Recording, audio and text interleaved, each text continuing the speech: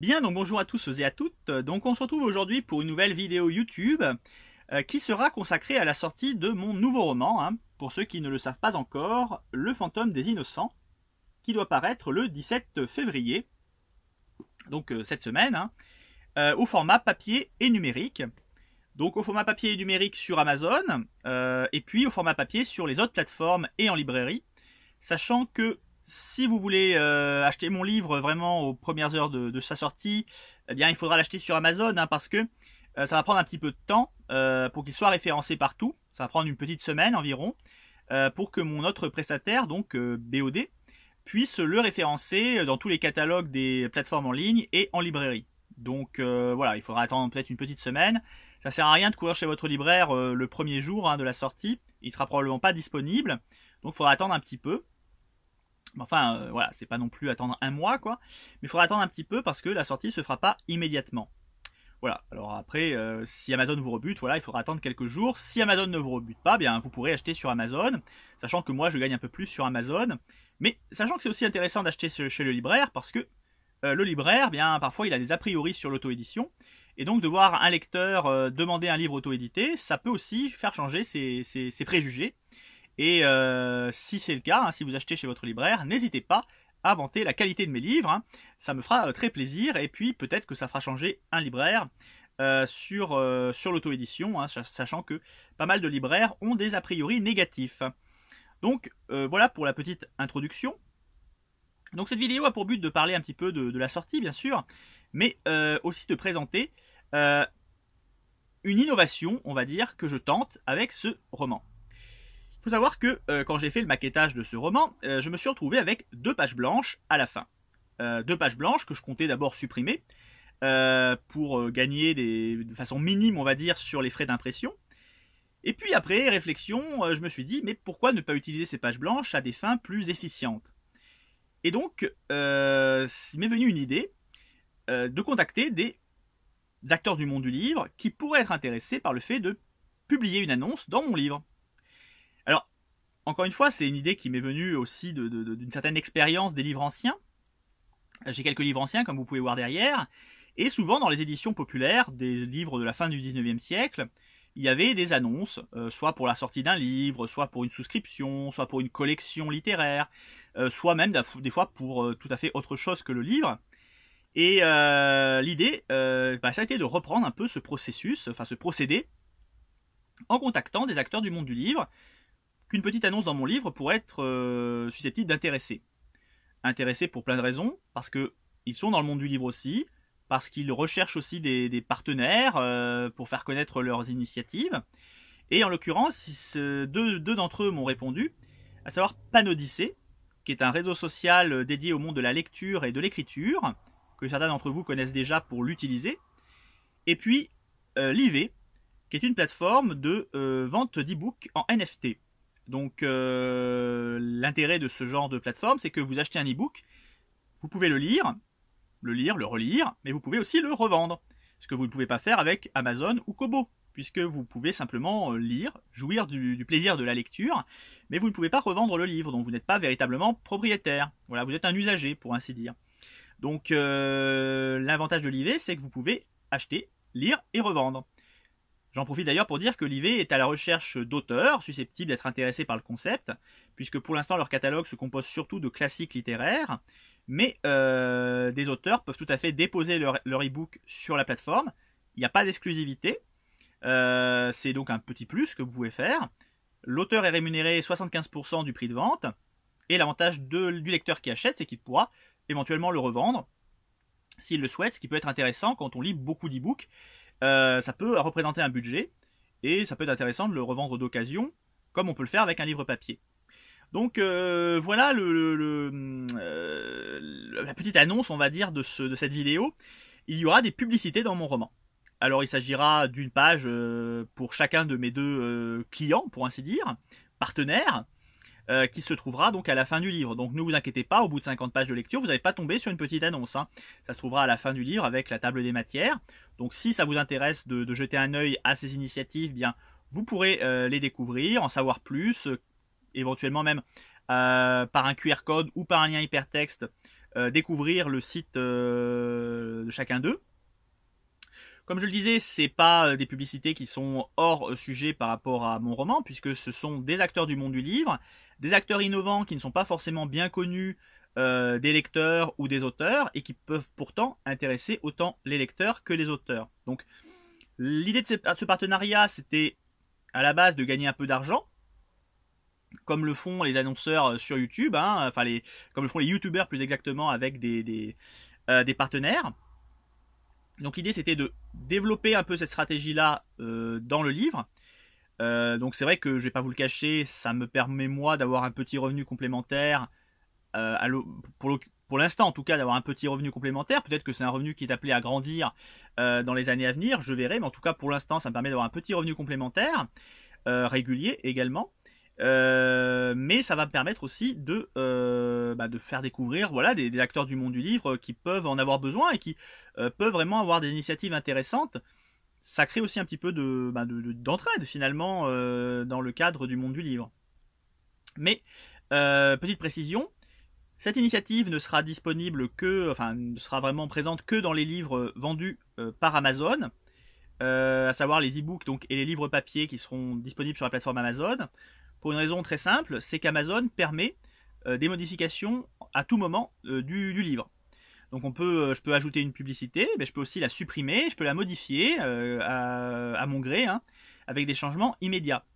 Ce qui ne sera pas le cas sur les livres vendus hors Amazon, puisque c'est les livres vendus par BOD, mon autre partenaire, qui fait payer tout changement du livre 40 €. Donc forcément, c'est pas très rentable pour moi. Hein. À chaque fois qu'il faut que je modifie quelque chose, je dois payer 40 €. C'est pas rentable, c'est pas pratique. Sachant de surcroît que voilà, c'est tout le problème déjà avec les corrections orthographiques.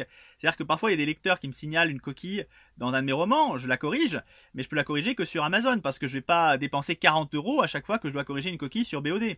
Vous comprenez bien, donc c'est compliqué. Sinon après on finit par avoir des sommes assez vertigineuses qui s'accumulent. Donc ça sera disponible évidemment que dans les livres vendus sur Amazon. Mais bon, ça représente déjà quand même une partie signifiante de mes ventes. Voilà. Donc c'était une initiative voilà, que je voulais présenter pour peut-être pas déconcerter les personnes qui pourraient découvrir cela au moment de l'achat du livre et de la lecture. Mais voilà, c'est une initiative qui moi me permet de gagner un peu plus d'argent, qui vous ne vous dérangera pas plus que cela, voire même pourra vous intéresser, et qui pourra également faire découvrir des initiatives originales dans le monde du livre. Donc maintenant pour parler un petit peu de mon roman, donc Le Fantôme des Innocents. Voilà, vous en savez peut-être déjà un petit peu sur lui, puisque j'ai quand même relayé quelques informations. Ce sera un suspense fantastique, donc une incursion véritablement dans le genre fantastique, qui se déroulera principalement dans et aux alentours du cimetière des Innocents. Le cimetière des Innocents, qui est un cimetière parisien, qui a disparu en 1780, tout le contenu du cimetière se retrouvant dans les catacombes de Paris. Voilà, c'est-à-dire que le cimetière était un vieux cimetière médiéval, totalement surpeuplé, et qui commençait à poser de vrais problèmes sanitaires et de voisinage, on va dire, en 1780. Et donc les autorités ont finalement décidé de le liquider et de mettre tout ce qu'il contenait, donc environ 300 000 corps, dans les catacombes de Paris. Donc mon roman se déroule en 1780, au moment donc du crépuscule du cimetière. Et donc c'est un suspense fantastique dont je ne pourrais toutefois pas trop vous dévoiler l'histoire parce qu'il y a un rebondissement clé qui arrive très vite dans le roman. Donc je ne pourrais pas trop en dévoiler, hein. Sinon ce serait divulgacher mon propre ouvrage. Mais tout ce que je peux vous dire, c'est que voilà, ce sera un suspense fantastique avec des surprises, une dimension historique qui sera beaucoup plus restreinte que dans mon précédent livre, hein, Les Grues Blanches, qui rappellera un peu Roussalki. C'est-à-dire que le contexte en lui-même sera quand même un peu historique, hein. Là en l'occurrence, le cimetière des Innocents sera reconstitué, on va dire, dans son authenticité, tel qu'il était en 1780. Et puis le décor autour aussi sera assez fidèlement reconstitué, mais il n'y aura pas véritablement d'événements historiques qui vont avoir une incidence sur l'histoire, et l'ouvrage est vraiment de la fiction. Voilà. Et pour le coup, on verse vraiment dans le fantastique, contrairement à Roussalki. Là, on verse vraiment dans le roman fantastique, donc il faudra aimer évidemment le genre fantastique, hein, sinon ce sera un peu compliqué. Mais je pense que même quelqu'un qui n'aime pas le genre fantastique pourra y trouver du plaisir, hein, parce que le fantastique est vraiment très présent, mais finalement il n'a pas plus que ça une incidence forte sur l'histoire. Vous comprendrez cela si vous le lisez, évidemment. En tout cas, voilà, on est vraiment dans un roman fantastique. Un genre voilà, que je vais peut-être plus aborder dans les années qui viennent, tout simplement parce que j'ai pas mal de synopsis que j'ai mis de côté depuis pas mal d'années. Des synopsis qui mettent voilà, en scène du fantastique, voire même de la science-fiction. Mais c'est vrai que j'ai pas mal de synopsis qui se sont accumulés, que j'ai mis de côté parce que j'ai voilà, j'ai développé, on va dire, plus rapidement les synopsis liés à mes romans réalistes. Vous savez, quand j'accumule les synopsis, en général, il manque toujours un petit déclic pour passer à la phase d'écriture. Là, par exemple, c'est un projet que je tiens depuis 2019. Et j'ai eu le déclic il y a quelques mois. Une petite chose qui me manquait pour vraiment enclencher l'écriture. Et donc, voilà, c'est souvent comme ça. En fait, j'accumule les synopsis. Et puis l'écriture, en fait, elle vient quand, hop, j'ai ce petit déclic qui fait que ça devient faisable. Qu'on peut arriver à le mettre en scène de façon cohérente. Et donc, voilà, il s'avère que ces derniers temps, j'ai surtout écrit des romans réalistes parce que j'avais plus le déclic. Et là, voilà, il s'avère que c'est un roman fantastique qui est arrivé. Et d'ailleurs, il y a un autre projet fantastique qui, moi, m'intéresserait beaucoup d'écrire. Donc, il est possible que ce soit mon prochain projet aussi. Avant un projet, pour le coup, réaliste qui m'intéresse également beaucoup. Donc, voilà, j'ai pas mal de choses sur la table. Mais ouais, j'ai quelques dizaines de synopsis devant moi. Maintenant, il faut que j'arrive à les mettre en œuvre, quoi. Mais donc voilà, Le Fantôme des Innocents, qui va être un roman d'environ 300 et quelques pages, 315 pages, suivant l'édition, si c'est BOD ou si c'est Amazon. Un roman donc, pour moi, assez abordable, je pense, pour des gens qui veulent découvrir mon style. C'est un roman, je pense, assez grand public. Par le sujet qui est voilà, il y a une vraie narration, c'est-à-dire que parfois j'ai des romans qui n'ont pas une intrigue au sens propre, hein, c'est vraiment des romans qui plongent dans l'histoire et qui suivent les mouvements de l'histoire, et il n'y a pas forcément une intrigue qui sert de fil conducteur. Là pour le coup il y a une vraie intrigue avec un vrai fil conducteur. Les héros donc c'est Eusèbe Finet, un écrivain public. Il faut savoir que le cimetière des Innocents c'était aussi le coin où se réunissaient les écrivains publics de Paris, à une époque où les gens ne savaient pas écrire pour beaucoup d'entre eux, et devaient faire appel, pour le moindre acte administratif, à un écrivain public. Donc mon personnage principal est écrivain public, et l'autre personnage héros du film, c'est Joséphine. Donc c'est un roman qui va être à deux voix, hein. Enfin, c'est un roman à la troisième personne, hein, mais il va y avoir deux héros principaux, contrairement à certains de mes livres où souvent je m'attache à un seul personnage. Là il va y en avoir deux. Et donc mon roman va suivre leur trajectoire, hein, sachant que cette Joséphine, elle, a une vie assez particulière, on va dire. Voilà, je ne pourrais pas trop en dévoiler là non plus, sinon je révélerai beaucoup de choses dans l'intrigue, et vous comprendriez peut-être même de quoi l'histoire peut être composée. Donc, je ne vais pas trop en dévoiler, mais voilà, mon livre aura deux personnages principaux, Eusèbe Finet et Joséphine Gasparin. Je peux dès lors annoncer son nom de famille. Donc voilà, ce sont les deux protagonistes principaux de mon livre. Un roman vraiment assez intimiste, pour ainsi dire. Parfois, voilà, j'écris des fresques historiques comme Les Grues Blanches, mais j'adore aussi écrire des romans un peu plus intimistes. Donc là, c'est quasiment un huis clos, hein, qui va se dérouler dans le cimetière et aux alentours du cimetière. On est quasiment en huis clos avec 5-6 protagonistes. Donc vraiment un livre très restreint, vous voyez. Mais avec ça, on peut faire des choses tout à fait sympathiques, et j'adore ces concepts parfois assez minimalistes, comme ça, faire quelque chose avec peu. Parfois, voilà, j'aime faire des grandes fresques historiques, et puis parfois, j'aime les choses un peu plus minimalistes. Donc là, c'est le cas. On est dans quelque chose de beaucoup plus minimaliste, mais je pense que ça sera susceptible de vous plaire. En tout cas, je pense pas que ceux qui aiment mon style seront déconcertés.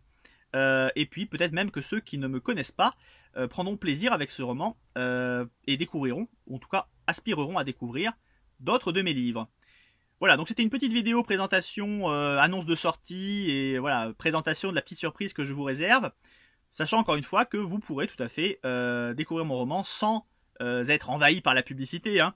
Mais sachez aussi que si jamais ça fonctionne bien, ça peut aussi être plus pour moi en l'occurrence, pour gagner un peu plus d'argent sur la vente de mes livres. Puisque, comme vous le savez, hein, bon, je ne vais pas m'acheter une Bugatti avec la publicité, mais comme vous le savez, être auteur, c'est souvent être confronté à des problèmes financiers, et surtout à une régularité des finances, avec des bons mois, puis des mois pas bons. Et donc c'est assez compliqué à gérer. Et donc ben, ça peut être un plus, en l'occurrence pour moi, pour valoriser mes ouvrages.